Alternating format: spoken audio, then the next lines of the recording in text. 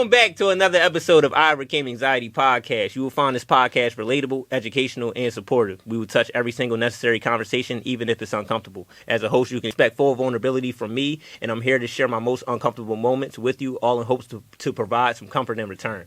Now, we got, the usual gang in the building. My co-host, DCM Millzy.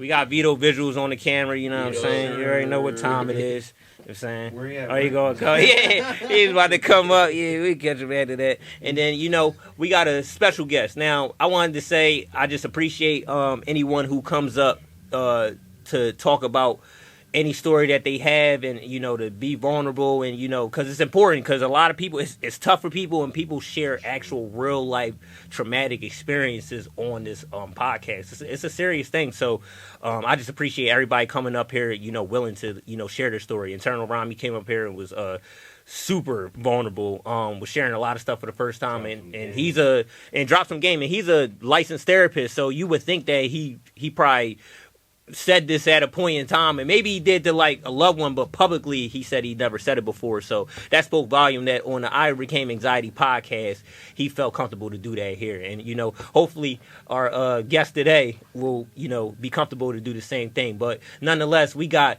Bill McHale, a.k.a. Squid McHale in the building. Sir.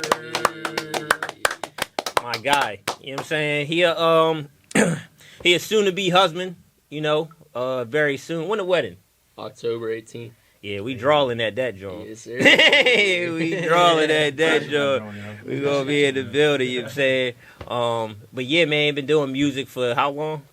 Since 2009, so what's that, 17? Oh, nah, man. Years? Freaking bro. Drake wasn't even Drake when he started this shit, you know what I'm saying? Long time, but, I'm sure he been through a lot. I don't, again, like, this how I like to have it. I don't know too much. It's my friend. I know some stuff, but I don't know too much. So I'm going to be learning in real time with my audience. And as I prefer, it's like real natural vibes. So, yeah, but let's get right into it. So, bro, like, what was your upbringing like? We like to start from the beginning. What's your last name? McHale, right? McHale, That's yeah, it. yeah, okay. yeah. So what was the McHale household like? Shit, bro. McHale household, 6 of us, I'd say. Me, my mom, my dad, my grandmother. And then my 2 older sisters. So how many siblings you got all together? 2 sisters. Yeah. They're both older than me. I'm the youngest sibling. Okay, you the youngest. Yeah, I got the youngest. Only boy. Yeah. So damn. I got like youngest child syndrome, if you can say that. So like, my Yeah. older sister, she's actually 10 years older than me. Okay.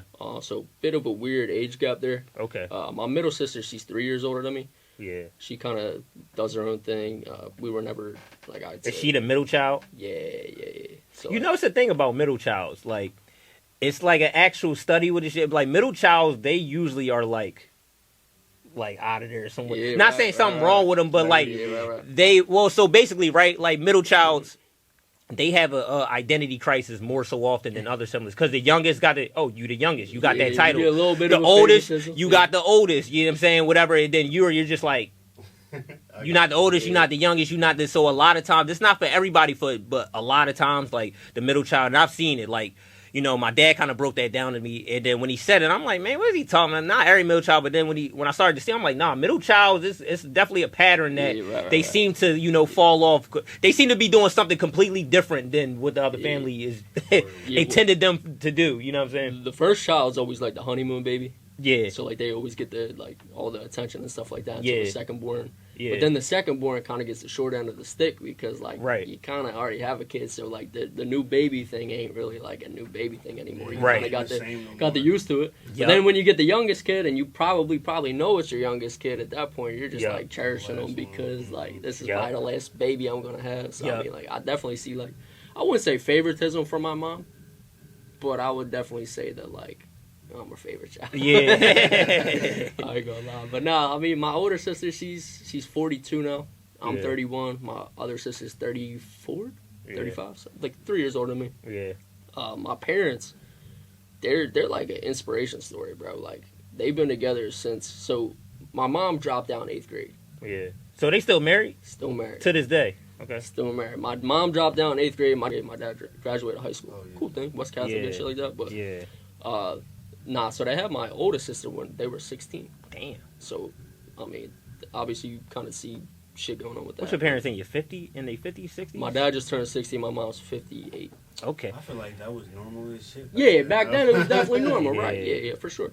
But I mean, it was definitely like a kids raising kids type of environment, I would say. Sure. Yeah. And then, yeah, we live with my grandma. My grandma lost her husband before I was born, so that was my mom's dad. So, like, I didn't really meet him too much and stuff like that. But, like, I think it definitely kind of took a toll on my grandmom a little bit. My grandmom, by the way, is like a second parenting figure for me. She lived in my house growing up and stuff like that. So, like so I said, y'all was listening to her as an authority 100%, figure. Yeah. But to be honest, that's kind of what I was getting ready to jump into. Is like my grandmom, she lost her husband. She kind of was like a very silent, not silent, but like you had to really like work conversations out of her. Just curious, is that the reason why she was living in the household? So my grandma was living in the house because her husband died, and basically all of her kids. She had 6 kids. My mom's one of 6, so everyone moved out of the house at that point. So like. My grandmom didn't really have nowhere to go because she was kind of like a worker, stay-at-home mom or whatever at that age. Yeah. I mean, she was born in 38. So, I mean, you think about that. At that point, he died in 91. At that point, she's like... So she knows. Yeah. So, I mean, she was very, I guess, quiet. Probably depression, I'd say. That I kind of grew up in my household with just like my grandmom a little bit depressed. Like, she would stay in a room a lot. Very quiet, very to herself and stuff. So, I mean, like... So when they moved, it's interesting to me. Like when she moved in, what's your first thought? You know, because I didn't have nobody really come live with me. And then when we would have company, I would be like, yo, why are they here? And even if it's for a little bit, like, were you like, yo, why is grandmom cool and all, but if my grandparents had to live in my house, I'd be like, why is my mom and pop up in this joint, mom? No, it was never like that because my grandmom already watched me every day. Okay. Like in the summers, I would go to my cousin's house. You know my cousins. But, she originally lived with them. Yeah. And then some shit happened with like the family and stuff like that, so she moved in with my family and then kind of left them. So that was like really early. I think I was like probably 11 or 12 when she moved into us. Yeah. So I mean, she moved in. I didn't really think nothing of it because I was with her all the time. Like, this isn't like a grandmom that you see every... She was involved. 2 months. Like, I'm with her, like, probably 3 days a week at this point. So I don't see anything different with it. Like, I don't think anything different of it. Right. But yeah, I mean, she moved in. Everything was cool. Like, it wasn't like it was, like, out of the blue or nothing like that. Like, I kind of, like, had enough time to kind of, like, understand why it was happening. I was, like, a little bit older, too. I was, like, 11. Stuff like that. So, no, it was really nothing like crazy like that. I know you kind of threw it in there slightly. You was like, yo, you kind of witnessed some depression. Like, so you're 11, 12 years old. How was that? How were you viewing that? Like, are you like what were some signs that you were like, I think my grandma was depressed in my household? Nah, so like, did you know it as that? No, not at all. Right. So, like, kind of growing up, I just knew that I had one grandmom on my mom's side that was very kind of quiet and kept to herself, and she liked to hang in her room a lot. And then I had one grandmom that was just like always on my dad's side, that was just like at every event and going to my basketball games and coming over for my birthday, and I mean just being a little more like extroverted, I'd say. Yeah. Where like my other grandma was a little bit more introverted. Yeah. So I think like that kind of. So you was able to compare the two between the two 100%. And it's not like I loved them any differently. Yeah, but it's definitely a crazy dynamic when the grandmom that lives outside of your house is the one that's going to everything, but the grandmom that you're with every single day, like... It's cooling. Yeah, like, you saw me, like, I don't know, it's very hard to kind of differentiate between the two, but... Yeah, so me, my mom, my dad, my grandmom, my 2 sisters, like I said, my oldest sister, she's 10 years older than me, so like we always had that kind of weird age gap where like we didn't really have too much in common with each other. So I was gonna say, so let me get this straight. All right, so let's say I'm starting this story at 11 or 12 years old. So you're 11 or 12.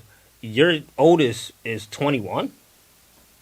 Yeah, 10 years older exactly. She's born in 83. I was born in 94. Yeah, so I mean, it's probably really no relation at that. Because we're definitely tight. We're definitely tight. I could say that. But as we got older, we got more tight. Where as a point where I was probably like 8 or 9 years old, I kind of more looked at her like a mother, right? As opposed to like, oh, that's my sister that I can bond with. Did she act like that? No. Okay. No. My older sister, she's like a saint. She didn't start drinking until she was like 25 years old. Yeah. She didn't break no rules and stuff like that. Yeah. And then like my other sister, who's 3 years older than me, I mean, she deals with her own little demons and stuff like that. She's done the whole Kensington thing. Yeah. She lived down there. She's been homeless down there. Addiction really kind of took a hold of her. The sister that's 3 years 3 years older than me, yes. Okay. Yep.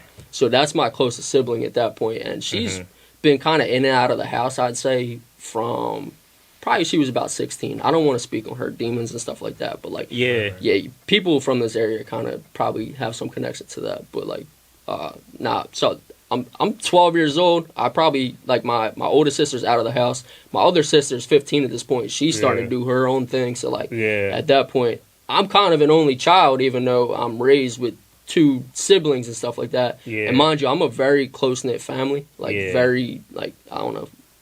We do everything together type stuff. So, like, when they start getting out of the house, stuff does start unraveling a little bit in the house. Yeah. So I'll say, I mean, like, my sister dealt with some stuff. And, I mean, from there, I was just a kid at home. Yeah. Just kind of imagination going wild, trying to keep myself busy, trying to keep myself from, obviously... I don't know, just so your old, not your oldest, the middle child, she starts, you said, like getting into some drug problems. I wouldn't say like drugs necessarily fresh off the bat. Like she was just hanging around with some bad people. Okay. You know, some people you're growing up, you're like 14, 15, you're like, all right, they're kind of on a different path than I am. For sure. She just went to that path. Okay. And I went to a different path. Okay. So that's what I'm saying. And that was like that was in teenage years though. Yeah, she's probably about 15, 16, 17, somewhere around there, which brings me to like 12, 13, 14. So I asked that too because I think it's important dynamic to look at because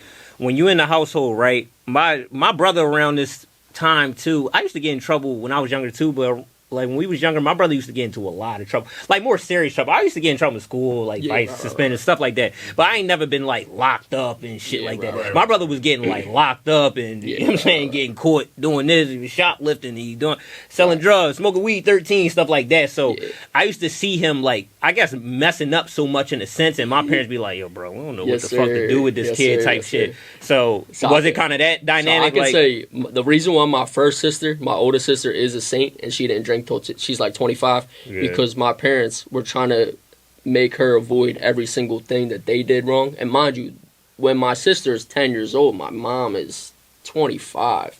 She's a baby and she's like raising a adult kid at this point, like a teenage kid. Yeah. So like they're very aware of like how people operate and stuff like that. Like when you're out and about, like they know what guys want. They like so like I would say like my older sister is a saint.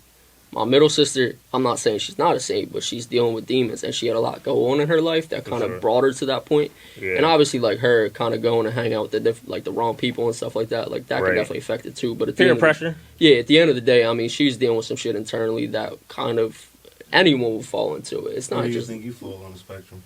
Somewhere in the middle. I'm directly in the middle. I'd say like that. So like, what I can say is the big reason I think for like my entire family, if you want to kind of ask how the McHale household was growing up. We were very tight-knit family. Very Irish Catholic. I don't know if you guys even know. No. I'm going to explain you. And maybe the audience don't know either, so yeah. So a lot of people throw around the term Irish Catholic just because they have an Irish last name and they have Catholic. They have a Catholic they have a Catholic background. What's an Irish last name I can look out for to be McHale. What's another one? Give me my mom's two more. last name's McNamara. O'Reilly. O'Reilly. Stuff like that. That's Irish stuff? Yeah. Anything with an O or... Oh, okay. Yeah. I'm dead ass. I don't know. O's are mixed. I know a little bit about Italians and stuff, but Irish not O's too much. are mixed, bro. Okay. So it's all vowels at the end of the name. Yeah. Pseudo-Irish. It's going to be a European thing. But anyway, back to... Now, Irish Catholic, a lot of people get it misconstrued because they kind of think that it's just being religious when it's not at all. It's more of a cultural thing. So, for example, you got the Irish in Irish Catholic, and then you got the Catholic in Irish Catholic. So if I start with if I just start with the Catholic side of everything, my household was very much risen. Like, we weren't Bible thumpers. We rarely went to church. But you could see... Bible thumpers. You know what I mean? Yeah.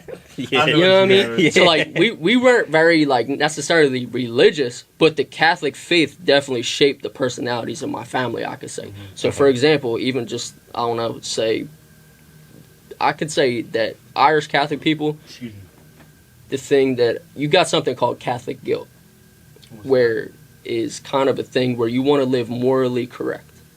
Kind of like political correctness, but morally correct. So you're doing your please, your thank yous, your welcomes, everything. You're very mannerly, but also... a good person, essentially. Yes, but also God is always watching.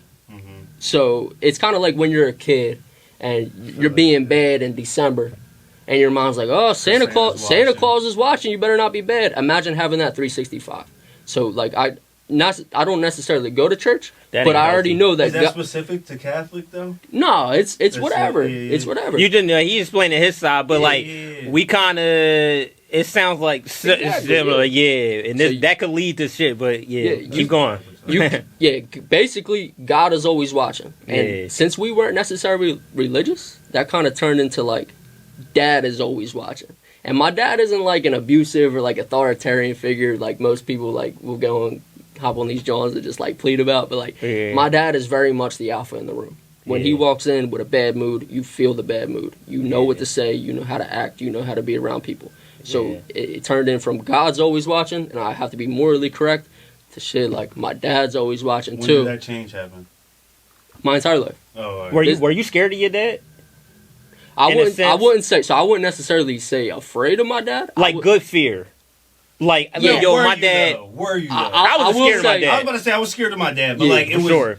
It's respect at the end of the day. It's good fear. I wasn't scared like, oh, he about to fuck me up at any given moment. My dad, it's good fear. It's like, you know what I mean? I'm not trying to do nothing to piss him off or like make him like disrespect him or nothing. It's just like a respect thing type shit. My dad never laid a hand on me. So it was never like an abuse type of thing where like I'm afraid of him physically. But his presence alone and the way that he can carry a room. That you really respect. And be, like, you know what I'm saying? And be alpha like that. His presence was enough to deter me from negative behavior. If I could say that. I understand that 100%. So I do got the Catholic guilt, but also the idea of the Catholic guilt also kind of just portrays into your personality after a while. So we weren't necessarily religious. Keep this thought real quick. You just said something important that made me think too. Hopefully I just don't fucking lose it in my head. But you just the thing about, you know, the respect for your dad and stuff like that. Like when you got respect like for a parent like that and you have good fear, you got to think about life. How life operates too. That's a lot of people don't want to shoot somebody or don't want to do something because they scared of consequences. They scared of going to jail. Like if there's no consequences for nothing, people just out here running wild. It's not really more so that people I'm just not doing. It's a motherfucker scared to do it because of this and this and that. Because you respect the authority figure. Right. I believe in good fear. Like the country, the government, they operate off doing shit to put good fear into the people, or sometimes bad fear too. But a lot of times good fear, I feel like it's good for a kid to have good fear. I didn't even think you were I wasn't even thinking of your dad being abusive, but to me that's good fear because my mom, I didn't have good fear with my mom. Is respect fear?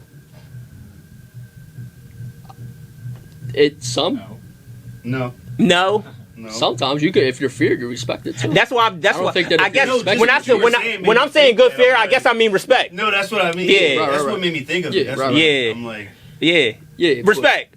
True. Very like I'd say like weird way to grow up where like if your dad, like my dad used to walk in the room all pissed off after work, right? And like I would know that like I don't talk that day because if I say something, he's a loose cannon. Like he's going off and he's just like I don't know. It's not like you do kind of tiptoe around the house a little bit. Not walking on eggshells. Yeah, a little bit, right? So like I don't know. You got that.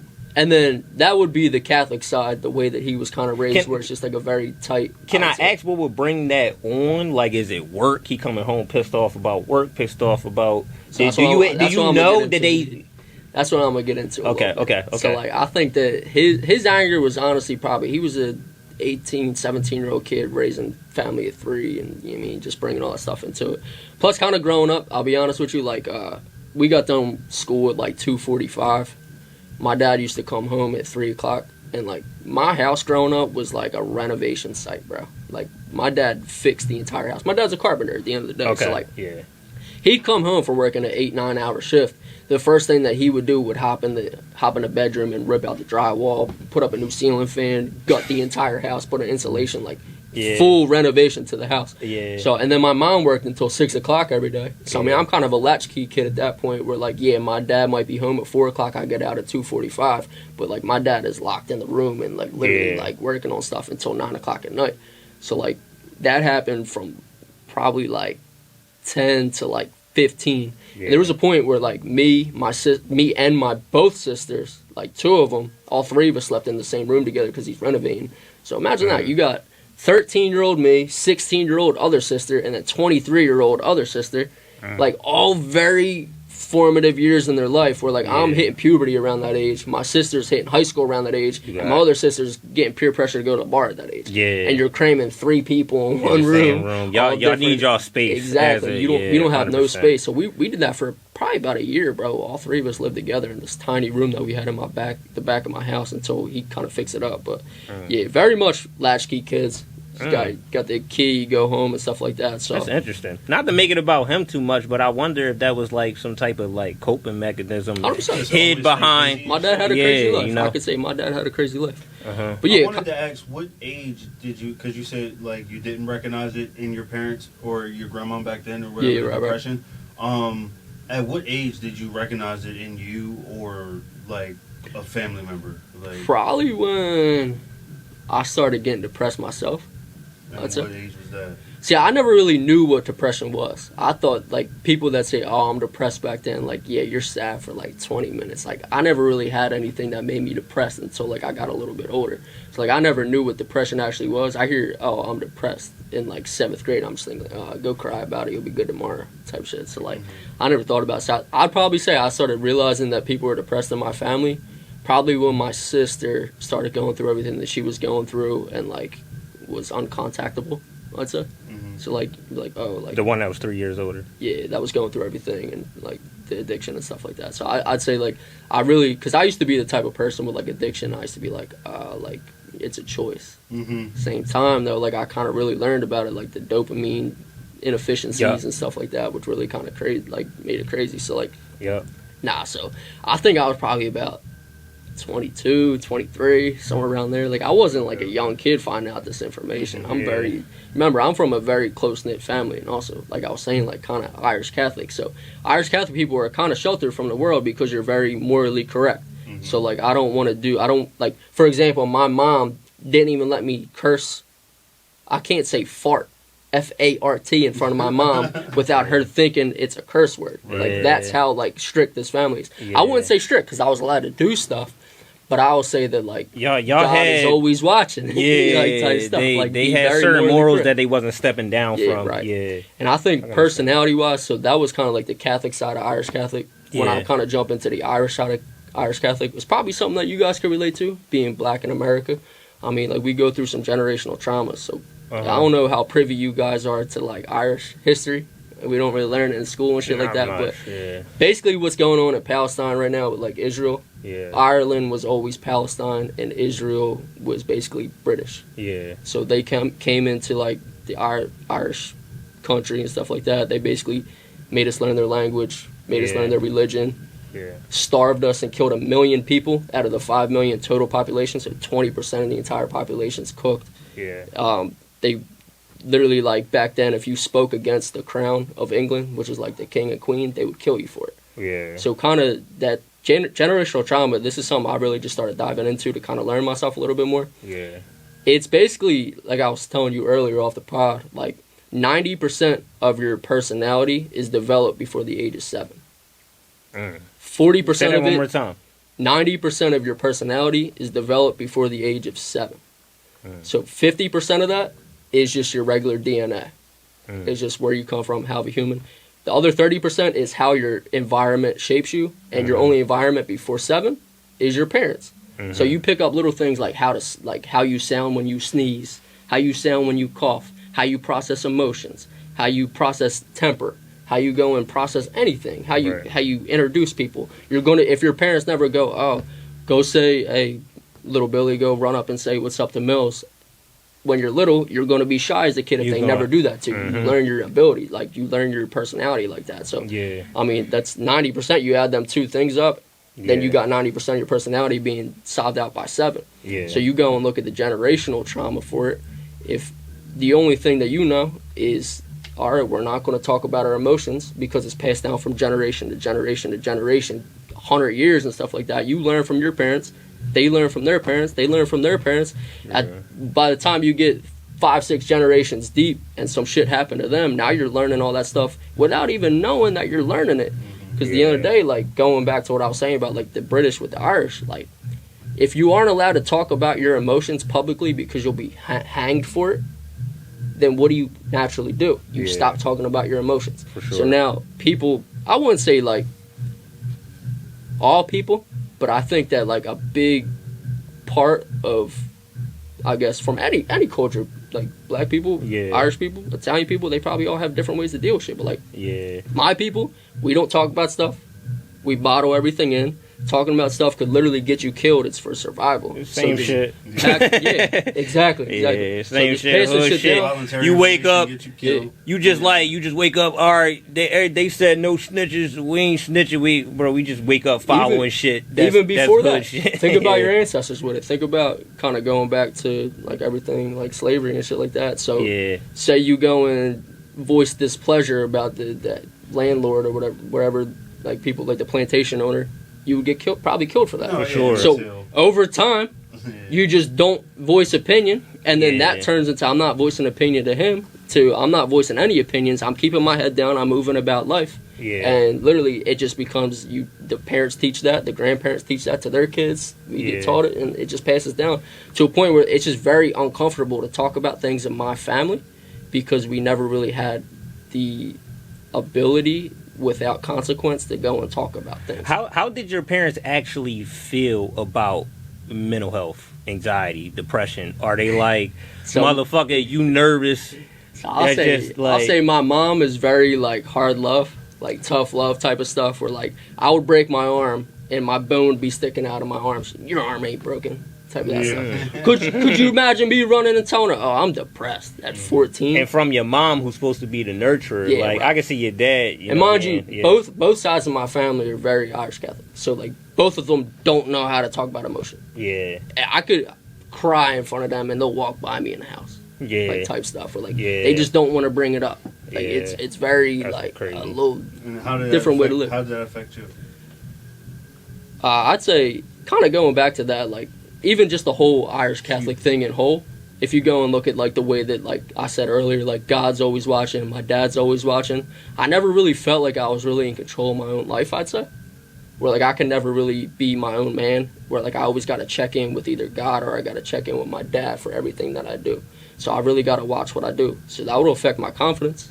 Like, I can't be an alpha dog because I'm always going to be beta to my dad. Think about that. And I can't speak up and I can't express my opinion because it won't be valued in my own house. So what's that going to do? It's going to go and make me go and be a perfectionist where if I'm not perfect, OCD. I'm not worthy of love from God or my father. That's how you felt? I wouldn't say I necessarily felt that, but I can definitely see that I felt it without actually feeling it. Like, until I was older, I realized I felt like that, but growing up 7, 8, 9 years old, like, I don't know the difference between this and that. Like, all that kind of goes to say. Looking back, like, what made you, like, what was the time that made you feel like that type of shit? So I think that I got pretty conscious, I'd say, like, COVID. And I started really kind of picking apart my life and kind of going and looking, like, what caused what and why did it cause it and how does it affect me kind of moving forward. So I say, like, it definitely affected my confidence. Like, I can't really go and flourish and spread my wings if I always got to check back into home base, I'd say. And even that, like, kind of going and, like I was saying, like, the God's always watching thing, my dad's always watching, like, you can't fuck up. So you got to be perfect. And I will say, like, I think one of the biggest issues with being Catholic as opposed to any other kind of religion, I don't want to jump into the whole religion thing, but, like, the thing with being Catholic is that it's rooted in sacrifice, meaning I'm going through this shitty situation because God wants me to go through this, and when I get out on the other side, something greater. it's because it made me stronger. So then that roots into, all right, I'm going to sit here and I'm going to mix for 15 hours straight because I get a reward when I go and do this harder work, right? So like I go 15 hours straight, I'll go and mix. I'll be red eyes, I'll be tired, I'll be literally nauseous from how hard I'm working. But at the end of the day, I know my reward is going to make that person love me because I earned their love. So it was a very weird way to grow up where like you feel like love isn't really given to you. It's always kind of just like a thing that you earn. And as a 6, 7, 8, 9-year-old kid, when you got to earn love every time, it becomes like a weird situation, you know what I mean? So that's crazy. Yeah, so I don't know. That's definitely crazy. Kind of the caviat to being Irish Catholic. I say I'm very proud of where I'm from. Did you not hear so I'm gonna start by saying your parents don't sound like the worst parents on the planet by any means. Great relationship with my parents by any means. So like everything you explain, I'm not like yo these are terrible. That's not even what I'm thinking at all. But it does make me think like would you get told like yo I'm proud of you like no. Bill and so no. My grandfather actually died, like he passed away I think like 2-3 weeks ago, 2 weeks ago at this point, maybe about a month ago. I don't know. No, but around that time, I remember. Yeah, I can honestly say I didn't hug him until he was on his deathbed. And like I know my mom loves me. I know my dad loves me, but they don't tell me they love me. It's just like a thing. We don't express Does that affect you? any feelings at all. Does that affect you though? Yeah. Because not in a point where like I'm like my parents don't love me, but now I do it to other people. So say like I don't know. How does that affect a relationship? I can't build a relationship. I cannot build a relationship. What's up? How's Heather's household? Were you and I asked completely different. Okay. I asked that because I relate to you so much by you saying that because my family's technically the same way. My dad, we don't say we love each other. We get off the phone, we don't say we love it. My mom, we don't say. I try to say that shit all the time, bro. Like, and it's crazy. And I see you say it to your girl and stuff like that. I did. I did not grow up like that. And now when I got with my girl and then we was living together and shit, like Laura say that shit to everybody in her family. Yo, get off the phone. Y'all get like, yo, I'm about to close the store. All right, love you. Bye. Like they say it every time with Gabby. The last time you're gonna see somebody, anything can happen at any given moment. Yeah, so like, and then that brings guilt to me. That's been raised like this, where like I didn't hug my grandfather until his deathbed, and I'm saying like, damn, I could have been doing this for 30 years. How does that make you feel? Like, do you because like you know how your parents are, right? Yeah. But like, did you crave that? And like, if you did, you not getting that, like getting, I'm proud of you, I love you, like the affection, like how does that shape you as a person? Like, is it something you wanted, or you was just like, this is what it is? Like, it is what it is. But to be honest, like that's what I'm saying. It definitely mirrors back on me. Like my personality is definitely different because of it, in forms of like perfectionism, confidence, stuff like that. So I always kind of struggled with like, all right, like I'm never good enough. And I gotta earn everything I have. And if I don't earn everything that I have, I'm not worthy of this relationship. If I don't make the best beat for RoWiLL and he don't like it, then he ain't gonna mess with me no more. How do you live like that though? That's unhealthy. You know that's what I'm saying. No shit, bro. How do you live like that? Are you so crazy? Because like, you know what I'm saying? That's all I'm saying. This is the thing. I got very conscious around COVID when I'm just like, I got time to actually sit with my thoughts and stuff like that. So from COVID till now, man, like I'm a completely different person. But also, people that have known me before COVID thought I was a straight loose cannon. Thought I was just a lunatic. I had a completely different personality before COVID, before I realized all the things that kind of messed with me in my childhood. So, I mean, like, there's people that are getting bombed in Gaza right now. There's kids that are getting diddled on and stuff like that. So I mean, I'm not saying I had like a terrible life or nothing like that. Yeah. But kind of going back into like kind of the way that the generational trauma, our entire bloodline was raised to not be able to know how to process emotions like that. Mm-hmm. So honestly, I grew up, I'm 7, 8 years old, 7, 9, 10, 11 years old. I don't know how to process emotion. So it gets to a point where now I'm going into school and I'm trying to make friends outside of, because like your first friends are like your cousins, your family's friends, like your parents' kids and stuff like that. So I always had like kind of like a good relationship with like those people. Right. But you gotta remember, they're in your bloodline, so they're also very similar to you because they've dealt with the same line of fucking trauma that you're kind of dealing with. Yeah. So when you finally get to school, you start meeting people that aren't like you. Yeah. So like I'm meeting kids from all over the place, and now I'm learning how they were raised and stuff like that. So like everything's kind of a little bit like skewed, and I have a really hard time making friendships, I would say, or relationships and building them. Yeah. In probably like 1st to 5th grade, I'd say. Yeah. And then I'd say probably about 5th grade, I'd say I got somehow like connected with like the cool group in school. And mind you, our school, by the way, is like 1st through 8th grade, so we don't have a middle school. So like it's just like you are with your guys from 1st grade to 8th grade. Mm-hmm. So like 5th grade, I meet like my crew, and like we're tight. Like, but all of a sudden, I go from being like this nobody with no confidence and stuff like that, and I get thrown into like the cool kids in school and like the most popular kids in school. And mind you, I don't know how to socially interact because my family dynamic is fucked. Yeah. So like, I'm meeting these kids for the first time, and they're the cool kids. So obviously, once you get in with the cool kids, you don't want to screw it up. So you're doing whatever the hell. Well, why do you think? Because I think like sometimes people think they pick their friendships, but me, I think your friends pick you. Like I feel like when I went to somebody, you guys picked me. Mm-hmm. Like not that. Yo, Mills, can you hang out with me? Like yo. You know, you bring them around. So, like, obviously, they seen something.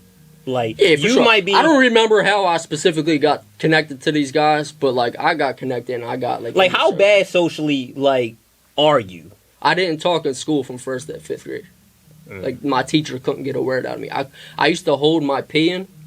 If I had to go at 8 o'clock in the morning, I used to hold my pee in until I got home at night because I was afraid to ask the teacher to go to the bathroom. Like, that's how, like, bad I was with social anxiety. So then, all of a sudden, you get this kid who's afraid to talk to the teacher thrown into the most popular kid in 5th, 6th grade. Mm-hmm. And all these kids, we're all hitting puberty around 5th, 6th, 7th, 8th grade and stuff like that. So, like, very formative years, I'm getting thrown into, like, the cool group. And I'm learning on the fly about how to interact. Mind you, I got no interaction at home because my sister's doing her thing. My older sister's 10 years older than me. Mm-hmm. So I'm very much an only child at that point. Mm-hmm. So, like, I'm learning on the fly.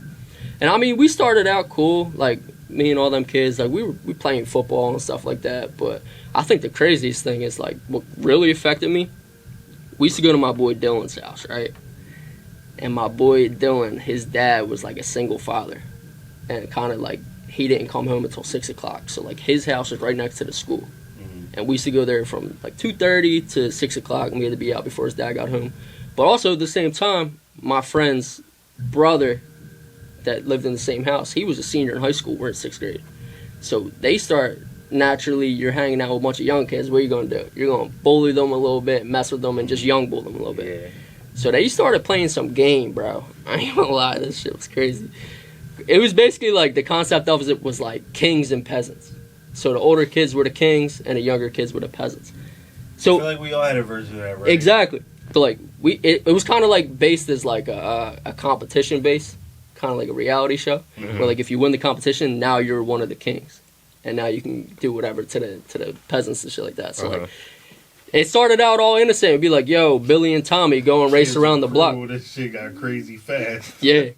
It would be like, yo, Billy and Tommy go race around the block. The loser has to drink Hershey syrup with fucking salt and vinegar and a crazy concoction. Yeah. Then it turned to, if you lose the race, you're getting beaten with a wiffle ball bat. 50 lashes. And they ain't holding back because they're kids too. They're just being aggressive little kids. Yeah. So like I go and lose these matches. I'm getting hit with a wiffle ball bat 400 times. See, I'm cool off shit like that. We talked about like bro, that when people play. I hated playing like that. 11.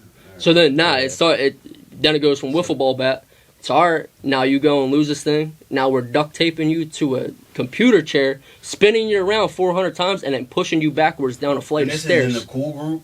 Yeah. Yeah, so I get pushed backwards. I'm duct taped to a computer chair. Motherfuckers wasn't your friends, bro. Yeah. Nah, but you gotta remember that these kids, the people that doing this to us, this is my friend's brother. He's getting it too. No, but like that's what I'm saying. People like he's getting a business. Yeah, I'll say a bad big brother. Like I wouldn't do that shit. That's fucked up. So like you gotta remember though, I'm a year into these friend groups too, and at this point I went from a nobody to a somebody, and now so did you feel like you was accepting that shit because you just 100%. Wanted to be liked and shit? It's my first time really having friends outside my family and my neighbors. So I mean, this is my first friend group. Yeah. So they're pushing us down chairs strapped to a computer chair. Then it got to a point where like, all right, now the competition ain't racing around the block. Yeah. Now it's all right. Now you're gonna go and fight Tommy, bare knuckle boxing match. All right, so it was King of Peasants. What happened if you didn't do what they said? You get your ass beat. By everybody? Bro, we've made some of we've made some of like the so-called like toughest kids in school run home and call their mom from this game. Like type shit. So like it turned into like kind of like bare knuckle boxing matches where we're like beating each other. And these are my best friends at the time. I'm fighting my best friend because he said so. Because if I don't do it, I'm getting my ass beat. It's peer pressure, bro. Exactly. That shit real. But no, that's mad traumatic. I gotta go and get in. Can no kid escape from the shit unless you just homeschooled and not around people. But if you around other kids, you will fall in line with peer pressure and you'll be touched. Now, some people that's like, I ain't doing this shit. Like I would see some kids that's like, I'm not doing this shit, and I'd be like, yo, damn, I wish that I can have any confidence. I'd be saying, but I'd be like you, I would play the game. I would play the game better again. I'd be like, I just hope I come out unscathed and they'll respect me after. That would be my mindset. That's the biggest thing. It goes back to that shit we every episode, like, bro. That just go back to wanting to be liked, bro. Yeah, 100%. And you gotta remember, like, or just innate nature, we just want to be liked. What you would do to fit in. My family dynamic at the time, I'm doing whatever to get any love. Yeah, you gotta remember. So as soon as I start getting and you start fighting, so I mean, by 13, I'm probably in 50 fist fights. Yeah, like that's a lot for anybody. And I'm 13. I'm a little kid. I'm 85 pounds. I'm 4'9". Yeah. So like I kind of get like a reputation, and I start realizing like, damn, these older kids, they kind of like me because I'm like the bull, like fighting everybody, and like they're putting me up. So now it becomes like a cage match. Like, all right, the biggest friend versus him. See who comes out. So I get a little bit of a reputation from starting to smack these kids a little bit. Yeah. So like now it becomes like a anyone versus him type of thing. So now it goes from like, all right, these two are gonna fight today, and that's it. And we have the next match later. To mean.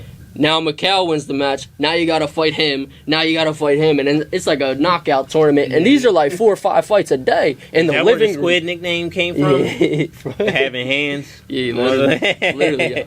So but I mean that really messed with me because obviously, one, I'm searching for acceptance. Mm-hmm. 2, I'm getting the acceptance, so it's boosting my confidence for the first time in my life. Is it the acceptance you wanted? I was looking for any acceptance, right? Like, what's the difference at that point? I kind of know how you might answer this, but, you know, no one's can escape this question. Do you care what people think? Yeah.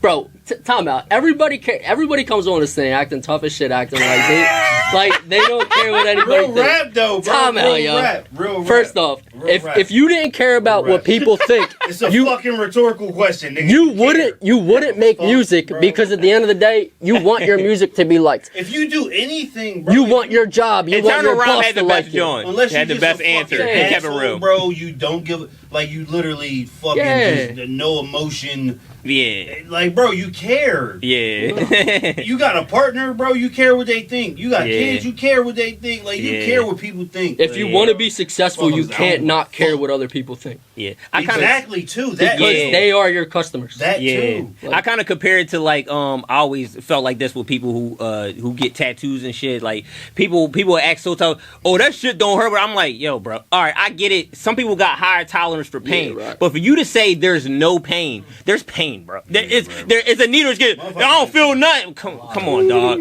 You can say like I'm able to withstand it where it doesn't make me tremble. It doesn't. You can say that, and then other people it might affect them a little bit differently. But to say that you don't feel nothing, you're lying. Like I think like the same thing. Like, literally lying. Yeah. Everybody cares what people think. Trying to be tough. People, I think that certain opinions weigh more than others. Yeah. So, for example, if someone goes and hates on my music in Indonesia, I don't care. Like, but if you guys give me bad opinions on the music, I care. Yeah. So I mean, there is a certain line where like I don't care what people think, but also like I don't know. You care about qualified opinions. Yeah. At the end of the day, I'm kind of rooted in from the beginning of my life. It being rooted to like I need to be accepted, and I need to find acceptance any way I can. So you don't feel that way anymore? I think I do. Yeah, I think I definitely do. I just said, if you don't care what people think, you just don't care about life. Yeah. At the same time, you're just out there, you know what I mean? So, I agree, by the way. Yeah. I agree. Nah, but like kind of jumping into like after that, like eventually like my boy's family, like his brother ended up getting old and like too old to play the game and stuff like that. So like kind of going back to like 1st to 8th grade, we were all together. So like we had 4 different schools that all kind of combined into one high school. and so like kids would be 10 minutes away from us living wise, and like I don't know, you wouldn't even know them, and you would end up in the same school. So like we got curious around like 7th and 8th grade. So then these kids start coming over from the other town, and we become like decent friends and stuff like that. Both friend groups kind of combine and stuff like that. But now I got this dumbass reputation. Was like, all right, now he's our fighter. Who's your fighter? Now let's, you know what I mean? So like it got to that point. So I ended up getting like 3 or 4 fights with these kids or whatever. But like whatever. So like I ended up kind of growing away from these friend groups, which I thought were my brothers and my best friends and stuff like that. And they kind of got closer to these kids that kind of came in from the other town.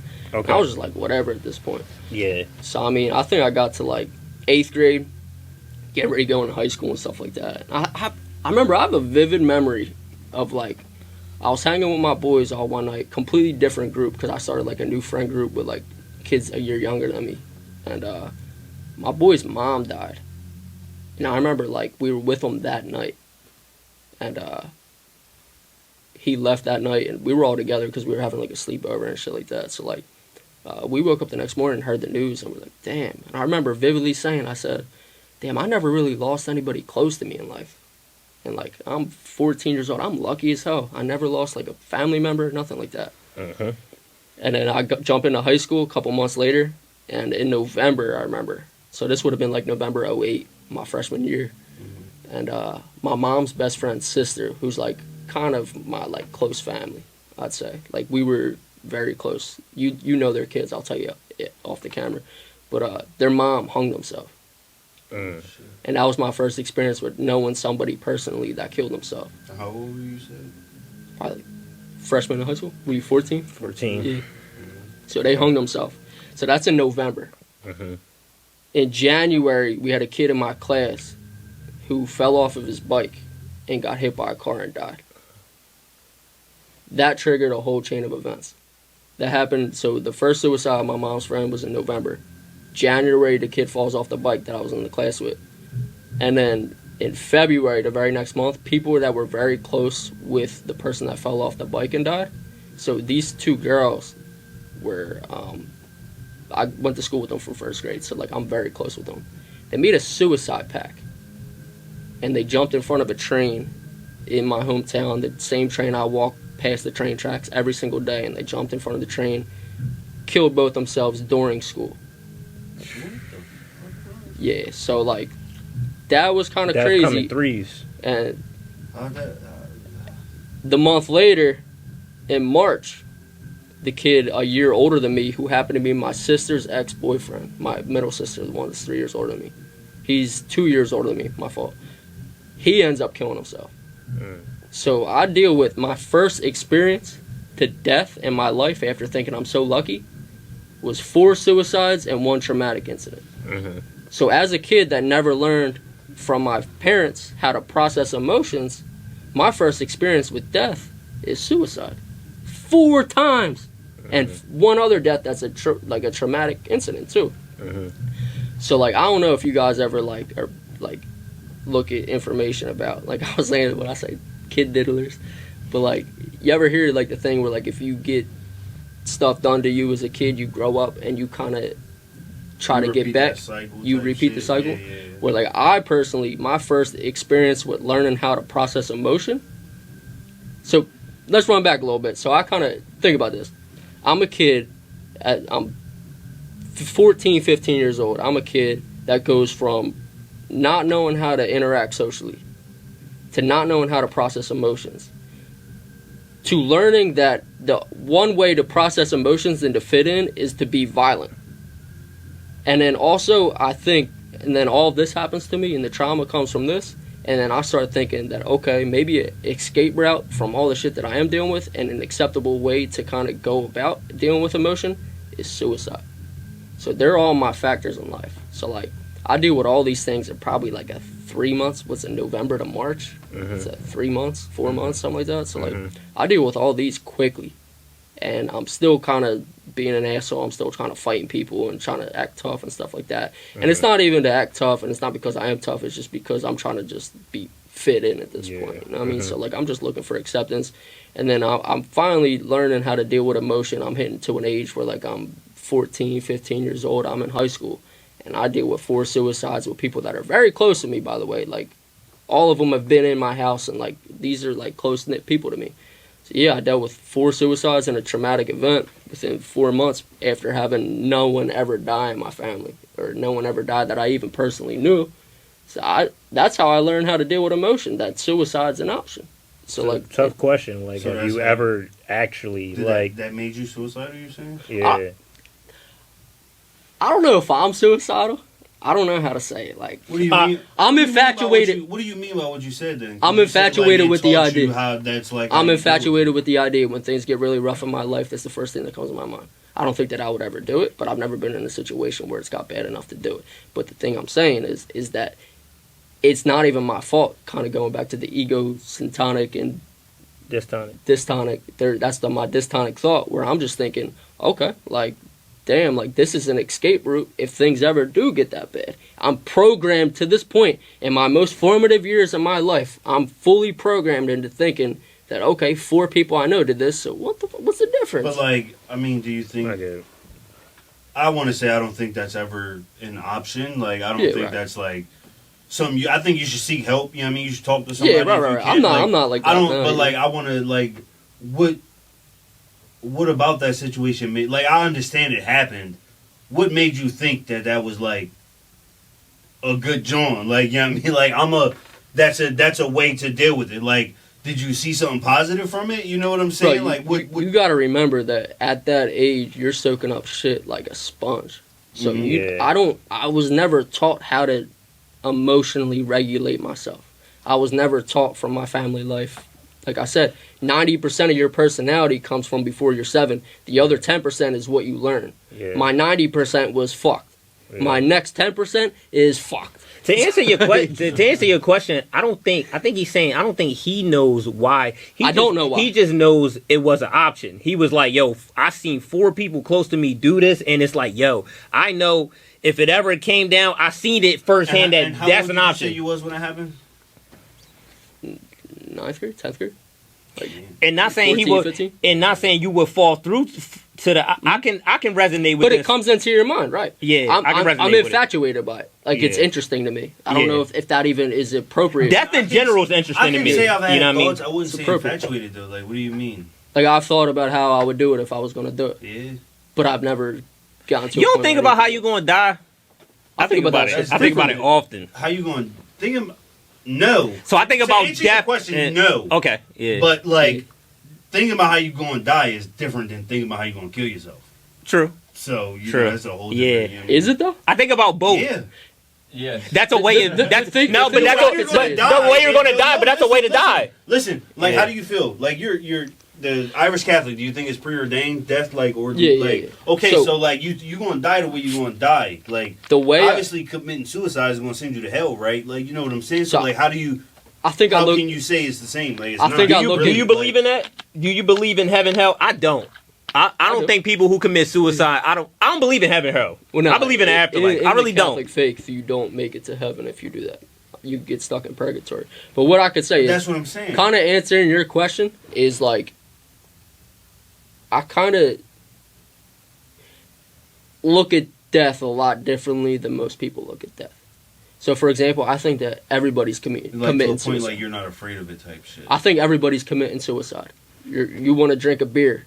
You know it's bad for you. You're slowly killing it. It is. That's the way I look at that. It's not the fucking same. Because, like, what can you do? Like, okay, if everything you do is committing suicide, right? Like, I agree. Everything we do is fucking terrible for us type shit. But, like, what can you do? Like, can we do everything good to prolong life? Like, you know what I'm saying? Like, that's not the same as being suicidal. Yeah, let me also put it back into my family. I can't go vegan.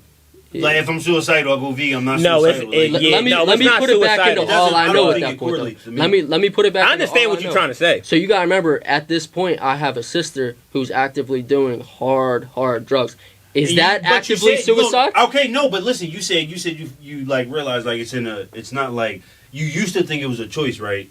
And now you come to realize it's not a choice, so it's an illness type shit or whatever. It's not in your control. What causes so like, that how do you illness, think she's committed like? Because if that's the case, like, that's not suicide. It's not in her control if it's not a choice. All right. So how is that suicide is intentional? Give me the definition of somebody that's suicidal. Give me the definition of why they would do it. because they feel like shit would be better off without them. They might think like maybe I'm drowning too much and like I don't want to drown no more. This is the only way to stop the drowning or the pressure not sound or like whatever addiction? type shit. But it's not a conscious. I'm trying to kill myself. Yeah, but, I don't know. Yeah, but to be honest, like if you look, people are getting addicted because they're depressed. They're trying to run away from shit and they want it all to fucking end. They're trying to get to an end. Yeah, 100%. I think most of the time you gotta be depressed to want to smoke. You gotta be depressed to want to not necessarily. You gotta be depressed to do heroin. You gotta be depressed to do crystal meth. Not necessarily. That's what I'm talking about. You got to remember though. No, it's functioning alcoholics that are fucking regular. Yeah. No, you're right. You gotta remember. You know what I'm saying? You gotta be depressed and shit. From our family dynamic at this point. So that's my reference point. My sister is my reference point. The Irish, right? Was everybody a heavy drinker? Heavy drinkers. You think everybody's depressed and everybody's an addict and depressed? It's generational trauma. Like I was saying, they're doing it because they can't express their emotions and can't do all that. Yeah. I agree. I think most people take drugs because they're trying to escape, not because they're trying to get high, not because they're trying to party. You go to people in Kensington and you ask them, most of them are going to say, the first time a nigga smoked a cig. The first time a nigga smoked a cig, I'm not trying to escape nothing. No, you're right. It's different. Okay, no, I get what you're saying. It's different, right? No, but just peep where I'm going. Yeah. The first time you do it, but like that's what the addiction is. Yeah, you're right. You like this feeling, you want to keep doing it, but it's not like I'm depressed and I want to fucking feel something. Yes, you're right. Maybe it leads to depression because you trying to chase something that you're not going to drown out. Dopamine hit you trying to chase that. Yeah, but like you're right. I'll be honest with you. So for example, for me, somebody that cannot express their emotions very vividly because I go and bury everything because I was taught to bury everything. One way that I can go about things, and I'll say a lot for people that are actually from like Ireland and stuff like that, we get into a lot of alcoholism because the only way that we can actually express our emotion is when we're drunk because we're being satirical and we're being like exaggerated. And we're trying to be funny about it and stuff like that. So that's when you can get your shit out. So the only way that you can truly work through your emotion is to go and fucking belligerent yourself and make yourself dumb like every single day. So like you are burning stuff. But you don't even fucking drink cause you trying to fucking party. You don't got the addiction gene then. At this point, it's not an. You said you drink to be more socially fucking inclined. Like you said that to me. So what does that mean? It's addiction. You're just not doing hard drugs. I said that's why I smoke. No, it is addiction. It is addiction, but I'm not saying like I'm not depressed. I'm not drinking to be happy and shit. I'm not smoking because I want to be happy. Yeah, not right. But there's people. There's people who do have to do it. There are people who do drugs to do it. There's some people who are like, hey, I'm just trying to be fun, and then it turns into that. But there's some people. No, I don't. I just said that you told me. I just said that what you said to me, and I just used it as an example. No, but it's cool. Yeah, I agree with you, like 100%. I agree. I ain't gonna lie. I'm gonna keep it a buck. I do think that people when people are on drugs, there's people who do it for the first time and they're trying to party, they're trying to have fun, and then it turns into that. But then you have people who do it for the first time because they were trying to escape for the first time. Yo, you know what? Some people, go to YouTube and look up the Kensington interviews. They interview these motherfuckers. They'll tell you. They're like, yo, I came because so and so dot K-Dot. K-Dot the fucking showstopper, the nigga from Philly. He just got back off the drug. You agree with that? You mean so? And he said, yo, when I lost my mom, my sister, that's when I came down Kensington, whatever. And from him doing that, he was like, he never really got high before like that. He said he did it at one time, and then it was off to the races. Well, I mean, even dealing with grief. Even look at like my sister's case, for example. She's in the same boat as me. She never learned how to go and process emotions, and then she goes and loses her ex-boyfriend to suicide. That's enough to make somebody try to bottle their pain and shit like that. Like, I think most people. There's people who are just doing drugs and they might not be depressed, but I think most people. I'm gonna say 90% of people are doing. You can say let's just say 90%. You ain't doing hard drugs, bro. I don't think everybody. I'm talking in the form of addicts, though. I think weed smokers is a sign of addiction. Maybe I got lost. It's on the lower scale. I think weed smokers are still a sign of addiction. It might be on a lower scale. It ain't meth, no, but still. All right. I wanted to ask you this though. That was great though. I wanted to ask you this. When we was talking behind the scenes and shit, and you said you spoke about like a little bit of your ADHD. I wanted you to kind of speak on that as far as like certain tics, like you said, like you'll mirror people. You're like kind of explain. in your sense, kind of what that's like and how people can. So I wouldn't say that's not primarily like ADHD. I think that's more social anxiety, where I'm just kind of looking at mirroring people. So something that I do for the people listening is like something I'm really bad socially, so I can't talk to people. I can't go to clubs. I can't be in social situations. Bro, it got to a point where like I just hate loud noises, so I can't eat chips because it's too loud when I'm chewing them in my head. Like it's like a social, like extreme social anxiety. Yeah. So like, remember I told you I didn't talk to my teachers until I was in like 5th grade. So like something that I do to kind of cope with it is something, it's like a doctoral term called like echolalia.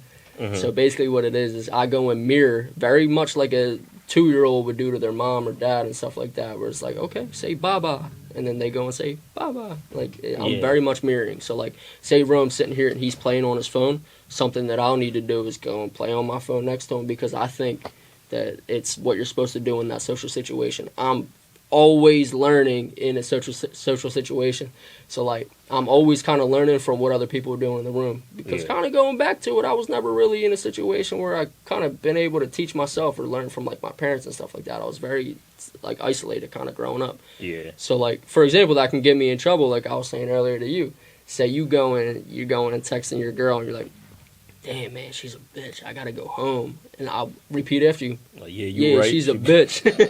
That gets me in trouble. Now Rome's like, what you calling my girl a bitch for? What are you talking about? So, like, it very much gets me in trouble a lot of the time. So, like, that's one thing I gotta deal with. ADHD-wise, man, like, I really do jump into, like, rabbit holes. Like, I'll get infatuated with a specific thing for, like, weeks. So, the weirdest things. Like, for example, all this week, I went on ChatGPT, like, for hours. I'm talking 8 hours. Like, I'm getting in trouble at home because we're wedding planning. And I'm ignoring the wedding planning because I'm trying to learn out what street by street in Philadelphia is named after.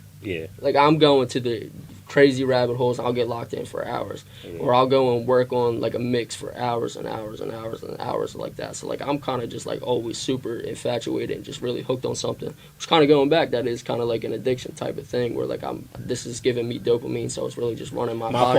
My fault. It's killing me. Yo, you know how you get off weed and you got withdrawal? I'm not talking about it no more. All right. Off camera, I'm going to say this shit to you. Yo, we're cutting like 20 minutes out, yo. Hold on. Nah, we gonna cut all that shit out.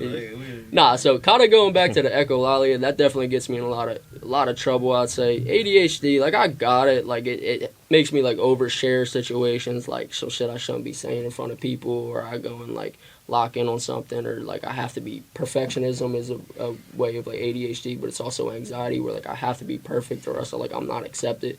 So, I mean, a lot of shit kind of goes into it, but, I mean, to answer your question. Okay. No, I just thought it was, something that people should know, because I feel like probably a lot of people do it subconsciously. And, it might not become conscious until, later on. So people might be watching this and they might be like, you know what? Like, because even when you start, saying some shit, I feel like I have done that on a small scale. Not really. I ain't really married people. I ain't gonna lie. No, it's very it's to a point where it's like over the top of my life. Where like it's affecting like relationships and shit like that. Like I've lost friends over it. Like little shit like that. Well, it's a crazy little thing and stuff like that. But also, I think it's all of the little things kind of combined into one for me to not be able to kind of be great at like maintaining relationships with just like people, just because like social anxiety and just regular anxiety and panic attacks and stuff like that. And also like my ADHD. Like, you been on medication ever? Yeah, I went on twice. I went through HIMS, but like I never went to like therapy for it. I just don't think that therapy's like helpful for my life. I'd say. I think the point of therapy, I don't want to like put this out there, this is an anxiety podcast, but what I'm saying is like anxiety is for people that don't know where their trauma comes from, to bring it to light, to go and make sense of it, and to go and talk about it to somebody. I think that I'm very self-aware, where I know where everything is in my life, what caused me this, what kind of brought me to feel like this and all that stuff, what kind of made my confidence low, what all the causes. I'm gonna disagree with you. I knew all my confidence. You'll be surprised. Why? You'll be surprised. Like you go through therapy. We think we super self-aware. I would say I'm pretty self-aware. And then every episode, motherfuckers say some shit on here, and I'll be like, oh shit, it make me think about some shit. You never stop learning. So you know a lot about yourself. I guarantee you don't know everything. I don't know, bro. Back in COVID, I'm telling you. You're 31. You're not that old. Yeah, but back during COVID, bro, I went year by year in my life, and I wrote down in a notebook every event that I can remember my entire life. Yeah. Like 1, 2, 3, 4, 5, up to 25 or whatever. Yeah. And I wrote down every single thing, and I highlighted every single thing that literally caused the trauma in my life. And then I broke things down. I reverse engineered everything. So I reverse engineered my entire life. That's cute. But I think the most I'm keeping it a buck. I think most shit when you come to like, cause he being like scientifical with it, like I feel you. But when you on this journey, it's more so a aha moment, not like I was able to study my life back and be. No, it's more like along the way, I probably had about 40 aha moments. It don't. I probably had about 40 aha moments. And remember though, I'm actually like self-therapying myself. So like during all this, I'm watching. You've never been to a therapist ever. That's what I'm saying. You got a flawed opinion on it, bro. Because you got it at a bar. Like we don't go to like. We don't do that. You come from a household where you said y'all never talked about shit y'all was supposed to be bottled up emotion, but you got it all figured out.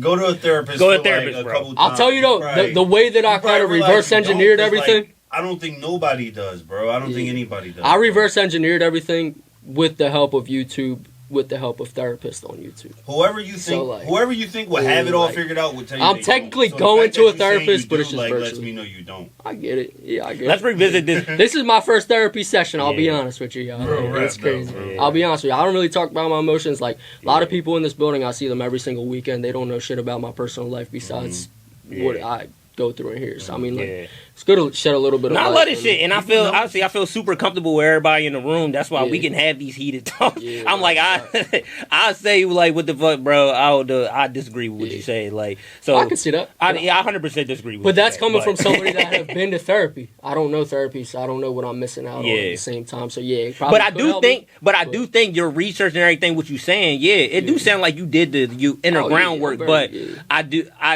I don't think everything is a reverse engineer type thing. Like you said, a lot of this shit don't make sense. Yeah. Like sometimes you try to make sense of it. Like a lot, like life is built on conflict, and we don't know the shit contradicts itself. You do this one day, like it's. Yeah, we talked about that before, bro. And like I feel like that's like a part of like what makes people anxious, just in general, like just the broad sense of it.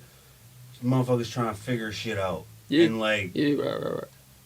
As humans, we always it needs to make sense. 1 + 1 has to equal 2. Like there has to be a that's why. The way so I'll that think you know what I'm saying, right? So that's gonna make you anxious, not knowing this shit. But like sometimes there is no explanation. Shit just is what it is, and sometimes shit don't make sense. You know what I'm saying? It does make sense though. We're all conditioned to get behavior from something.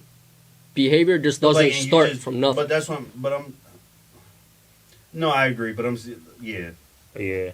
Like and you just got to find out how that behavior became a behavior. But I'm saying you did That's that all it really is. by yourself. Is what I'm saying. Like you know what I'm saying. Like I'm a nerd, bro. Like this is what I'm a computer dork. Like I sit on the computer for hours and just research dumb shit. Like I was just saying, I was trying to find I ran into a rabbit hole about Philly streets. Like who thinks like that? Like that's ADHD type shit. So I'll go and jump in a rabbit hole for months and just be like, damn, all right, I'm learning I'm to the point where like I could probably pass the internal rhyme test right now with like his shit that he does for probably not, but like I probably studied stuff like this on the internet for 2 years straight. Right. I kind of got a good foundation. You sitting there. We gonna do a part 2 with you two, and we gonna bring internal rhyme on it. Hell yeah. I want internal rhyme to be here when you saying this shit, and I want to see that shit bad loud. He knows the psychological stuff with it. Would you do your first therapy session when you turn around on cam? Yeah. I said because I care. I'm like, yo, this shit real life, and like you were saying earlier, there's probably things that all figured out. you do for certain reasons why you don't even know why you're doing them.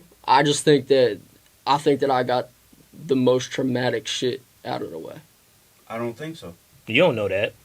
I know all my traumatic events. Bro, you ain't even lose a parent or nothing like that yet. Like, there's a lot of shit that can happen. I can't God forbid, by the way. Until I lose a parent. Everything, right. Bro, like, but I'm saying that's what I'm saying. You too young. We not done living I'm life. Just saying, would I have experienced it? You talking about I got all the traumatic shit out the way, bro. The most traumatic shit, if it happened to you it don't even matter what age for real. But like, if it's so traumatic, your brain will block it out. Like, how do you even know for real? Like, that's what I'm saying. Like, bro. You don't know what the fuck you really been through. I'll be honest with you. I was like a weird kid growing up. I kept a diary and a journal.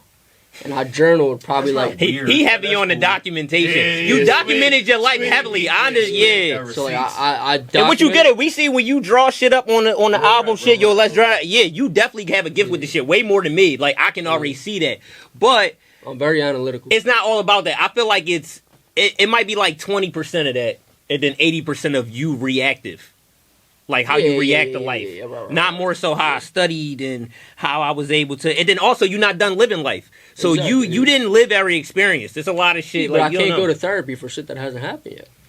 But I'm saying you got to wait till it happened to figure everything out. I think my point is I've gotten to a portion of my life where all of the things that low-key bother me, even if it's subconscious or regularly, like I think about it on a day-to-day basis, I worked all those things to the surface, and I officially accept that this shit happened to me, and this is this is the effects of it happening to me, and this is how it morphed my personality, and this is little thing that happened to me. Who do you think needs therapy?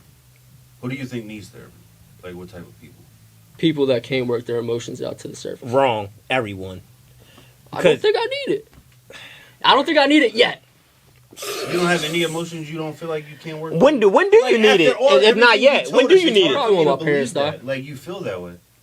You don't think you have anything to work through, like, current day? I'm still working through these things, but my point is that I know the things that I'm working through. Meech said the same kind of shit. Meech did, yeah. But, and I get it, because we told Meech the same thing. I'm not trying to make you, know what I mean? Yeah. No, I know what you're saying too, but I don't know. I just think we got to play devil's advocate with you. No, I agree. And to be honest, I'm a contrarian myself. Where like I play the game with myself too. Yeah. Where like I question every single thing. I play devil's advocate with myself. So like when I get to like certain situations, when I go and I point in some shit that happened when I was 13, I'll go and say, all right, well like maybe this isn't why you're doing it. So like think of another way, and I'll go think of 5, 6, 7 different other little things that happened in my life that could have caused this behavior. Yeah. So it's not just my most traumatic events. Yes, I probably could talk to a therapist, but I think that I've got all my biggest problems out of the way where I don't need to go and pay $300 for some bull to talk to, if I'm being honest with you. I got you. All right, so you know what I'm saying? So we're going to wrap this up, but like I said, we want to I want to set that up 100%. We doing the turnaround, we doing that, we running that back. But then also, I want the audience, you tell us, does Squid sound like he was healed or no? I'm not healed. That's what I'm saying. I'm still working through it. But what I'm saying is, I know what I'm working through. Ain't that a contradiction though? Because you just said I figured out everything up until now. I'm here. Work through it though. All right. It takes me a little bit of time. I think the biggest problem with therapy is just getting it to the surface. Once you get it to the surface, you can cater to it a little bit more. But they a little trained for different shit. Like even when we brung Internal Rhyme up, he was saying certain shit in a certain way that it was like it was making me think in a certain from we speak surface level. We speak from experience from what we have, and sometimes we have had deeper conversations than I would say the normal person, especially being on this podcast. So when we talk to people, sometimes we might have a little bit of an edge as far as like what we've heard and shit, just our diet about it. But I just feel like when that professional, and not saying professionals can suck too, because like he said, he had a psychiatrist completely got it wrong, like suck or whatever. Not saying all professionals are like the end all be all, but when you got a real therapist that you really connect with, I think it's a different type vibe. But we gonna end off on that, man. Shout out, anything you want to shout out, bro? Because we ain't need to talk about the music and none of that, but not really what it's audience, about. Tell me if I'm crazy or not, and if I need therapy, because I will go. But tell me if I'm crazy or not, because I think I got this shit all worked out. But yeah, just let me know. No, but I appreciate you for pulling up, bro. You was super vulnerable. You definitely taught me some shit. A lot of the stuff you explained, I actually resonated with a lot of the shit that you said. Mm-hmm. I think we kind of had similar shit. I wasn't known for fighting and stuff, but. Just 12. Just similar stuff that you said I really resonated with. Yeah, bro, I appreciate you so much for pulling up. And we doing it again though. But this is another episode of iOvercameAnxiety podcast, man. And we out. Fuck Vito.